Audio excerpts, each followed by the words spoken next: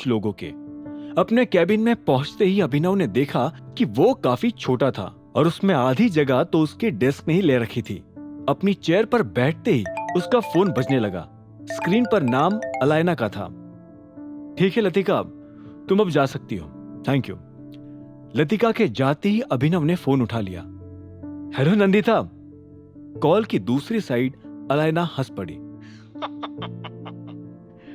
तुम्हारे मुंह से अपना पुराना नाम सुनकर मुझे पता नहीं क्यों काफी अच्छा फील होता है। एनीवेज, आज शाम फ्री हो? कुछ डिस्कस करना था। अभिनव को एक पल के लिए अजीब लगा कि आखिर अलायना उससे क्या डिस्कस करना चाहती थी। हाँ मैं फ्री हूं, लेकिन क्या डिस्कस करना है? कुछ बहुत स्पेशल। मैं तुम्हें एड्रेस और टाइम सेंड कर दूंगी, बाय।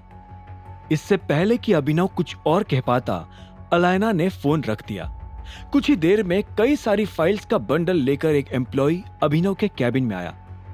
सर, ये कंपनी की सारी रिपोर्ट्स, कुछ मिसिंग लगे तो इन्फॉर्म कर दीजिएगा, चलता हूं।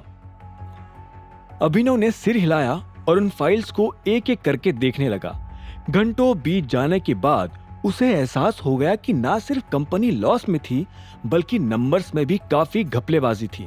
अभिनव ने डेस्क पर रखे टेलीफोन से सीधा अकाउंटेंट को लाइन पर लिया। मेरे कैबिन में आओ, इमीडिएटली। कुछ ही मिनटों में अभिनव के कैबिन का दरवाजा बजा और एक लड़की अंदर आ गई। Hello sir, myself Myra. एक लड़की मुस्कुराते हुए आई। तुम हो अकाउंट से? अभिनव ने पूछा। नो, मैं ह्यूमन रिसोर्स से हूं, आपसे कुछ डिस्कस करना था। इसी वक्त मायरा के पीछे दरवाजे पर एक आदमी आकर खड़ा हो गया। Sir, my self Jatin, account office से। दरवाजे पर खड़े उस सूट पहने आदमी ने अपना इंट्रोडक्शन दिया। अच्छा, तो तुम हो जतिन, कम इन। जतिन गेट लगाकर कैबिन के अंदर आ गया।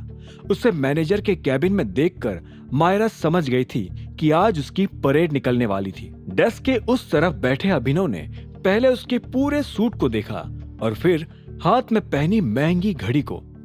नाइस वॉच, पर ये टाइम नहीं दिखाती क्या?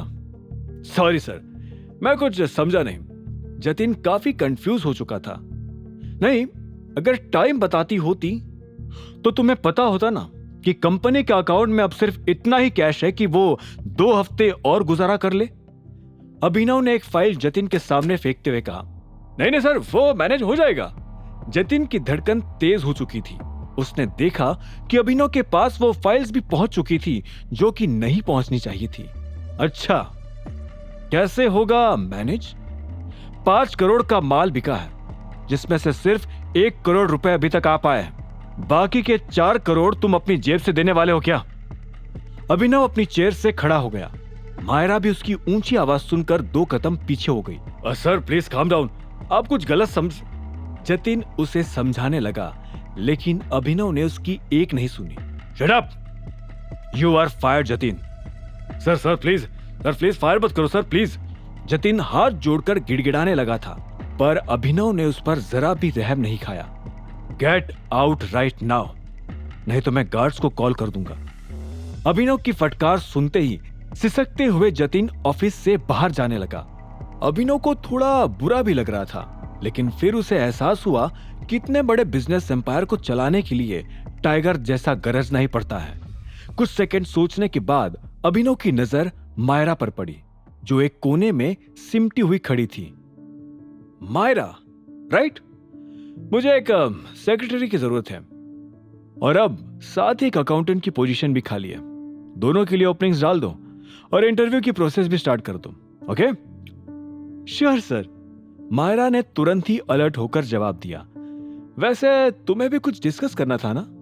अभिनव ने पूछा। यस सर, वो एक्चुअली सेल्स टीम की कंप्लेंट है। एक बड़ा क्लाइंट मिला है, लेकिन उसे जितनी सप्लाई चाहिए उतने हमारे पास सीसीटीवी कैमरास नहीं है। मायरा ने धीरे से कहा। व्हाट डू यू मीन नहीं है? तो मैन्युफैक्चर करो ना। अभिनव ने नोटिस किया कि मायरा के होठों पर एक और प्रॉब्लम रेडी थी। सर, फंड्स नहीं है ना, हमें तुरंत ही लोन के लिए अप्लाई कर देना चाहिए, क्योंकि अगर ये क्लाइंट भी हाथ से गया तो कंपनी भी जाएगी। मायरा के मन में जो सच दबा था वो उसने हिचकिचाते हुए कह डाला। रिपोर्ट्स को देखने के बाद अभिनव को भी कंपनी की ये बुरी हालत पता हो गई थी, लेकिन लोन का नाम सुनते ही उसे काफी अजीब लगा। लोन के लिए क्यों अप्लाई करना है? मैं हैंडल कर लूंगा। आगे की कहानी जानने के लिए देखें अगला एपिसोड सिर्फ पॉकेट एफएम के यूट्यूब चैनल पर, और द रिटर्न ऑफ टाइगर के सारे एपिसोड्स को सुनने के लिए डिस्क्रिप्शन में दी लिंक से डाउनलोड करें पॉकेट एफएम ऐप।